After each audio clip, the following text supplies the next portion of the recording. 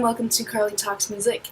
This is a video blog where I just pick something musical to talk about for the week. This week I'm going to be talking about Mat Zo's first full-length album, Damage Control. It's about an hour long, and I'm not expecting you to go and listen to an hour's worth of music and then come back and listen to this. Unless you got that time and you want to use it like that, go for it. But if you do have just about an hour of time to yourself and you need something to get out of your own head, listen to this album because it takes you. I'm not big on albums that don't take you on a musical journey. I know I've said it a million zillion times, but this one definitely. Mat Zo got it. Something really cool is that he uses a lot of different neat instruments. Like there's kind of a sitar sound on Caller ID, and Caller ID is the name of the song, and an exotic flute type sound. At first I was like pan flute, but not pan flute. It's not a pan flute. On Little Damage, the track Little Damage. Something also that's really cool about this album is that it has longer tracks mixed in with like shorter tracks, which I don't know about you guys, but for me, that's more of how my brain works. It's like you can focus for a long period of time on something, then maybe you gotta shorten it for your next period of focus. The next one can be a little bit longer, next one can be a little bit longer. And I feel like that's kind of how the album flows because of the different lengths of the tracks. Kind of keeps your brain, it kind of works the way that a brain would think. At least it works how my brain works. Something else really neat about this album is that some songs kind of have like a retro vibe to them for different reasons. It's either, the beat kind of has maybe a disco vibe, or like some of the instruments have kind of a retro synth thing going on, and some of the vocals sound like they could be from a different era too.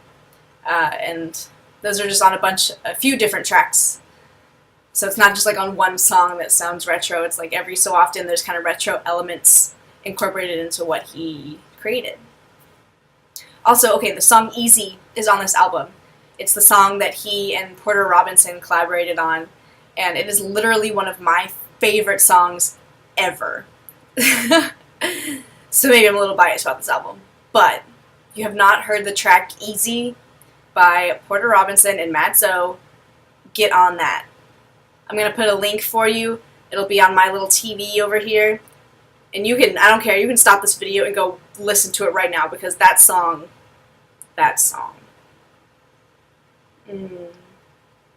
Anyways, also, Mat Zo has a new mix of Easy on this album.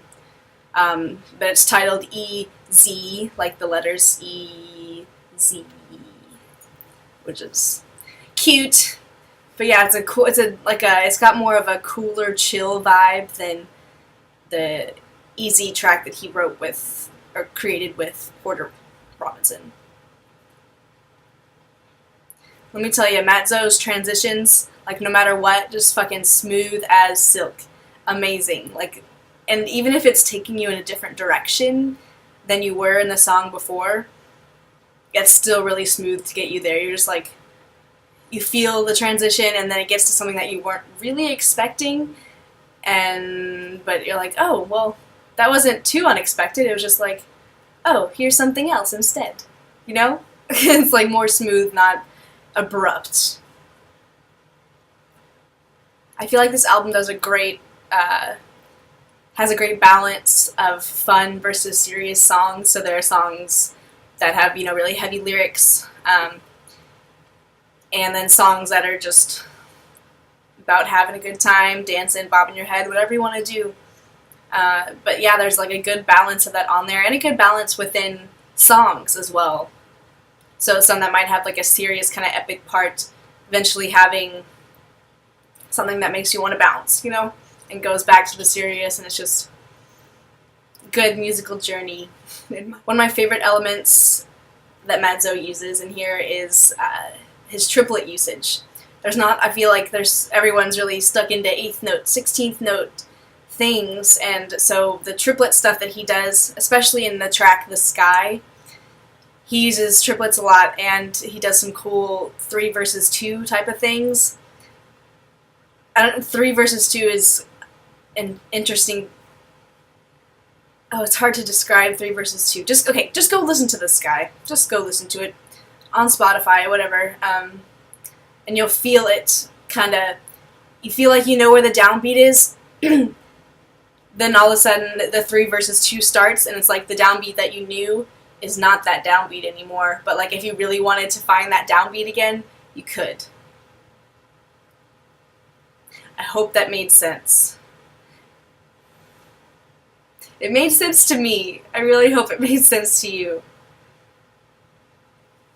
And then probably my favorite track, if I had to pick a favorite track on this album, would be the last track, Time Dilation. Because I feel like if an album doesn't have a really great ending track, then I really don't like the album at all. And this is a really great ending track. It has really epic, atmospheric synths and just a driving rhythm that takes you through the whole thing. It's just I just feel great after listening to that song. And that's how you want to listen to an album, is feeling great. You know? Thank you so much for watching. I know this one was a bit rambly and had some things that maybe didn't make sense. I can try to clear them up maybe in the comments if you want to ask again after you listen to the song, because then maybe after you listen you'll understand what I'm trying to say, you know? But if it's still unclear, yeah, go ahead and leave me a comment and I'll see if I can clear it up, as much as I can. Thank you so much for watching.